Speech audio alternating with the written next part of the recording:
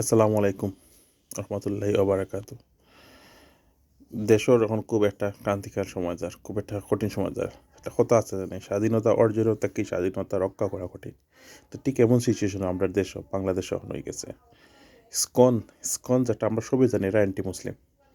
এরা ইন্ডিয়ার একটা সংগঠন। এরার বহুত প্রজেক্ট হল আছে যেটা আমরা না জানি, আমরাও নিজেই ইনভলভ আছি। সো দেশও এখন শত্রুতার অত অভাব নাই। আওয়ামী লীগ কিন্তু আপনারা মনে করছেন যে 5 জনের 10 জনের 15 জনের 20 জন মানুষের একটা আওয়ামী লীগ নয়।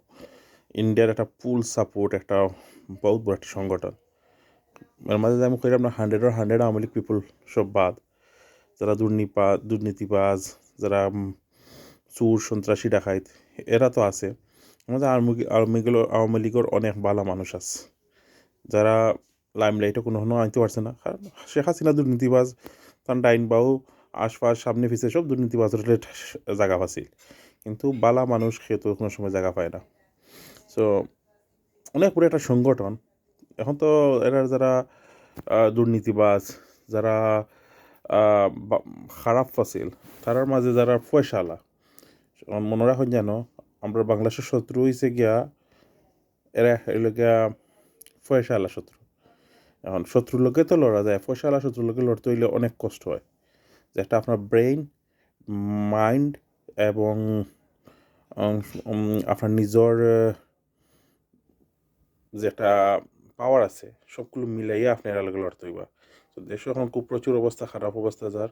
এর মাঝে ISKCON, this is the one, যেটা ইন্ডিয়ার পুরা মদদে একটা সংগঠন। এরা বাংলাদেশের ভিতরে আওয়ামী লীগের লগেও ইয়া এখন দেশ অস্থিতিশীল অবস্থা করার চেষ্টা করে। আমি সকল জনগণের আহ্বান করবো, প্রত্যেকটা মানুষের করবো এটারে বয়কট করুক। হিন্দু মুসলিম বৌদ্ধ আমরা খেয়েও ডিফারেন্স নাই। তো ইসকন এমন এক জিনিস যারা ইন্ডিয়ার এজেন্ডা বাস্তবায়ন করবো, আওয়ামী লীগের এজেন্ডা বাস্তবায়ন করবো, দেশের ধ্বংসপথে নিয়ে যাইব এবং দেশটারে পুরো ধ্বংসপথে নেওয়ার পথে তারা আছে। তো প্লিজ কাইন্ডলি সবাই এরকম জনমত নির্বিশেষে আপনারা সবে এরারে ডিফেন্স করুক।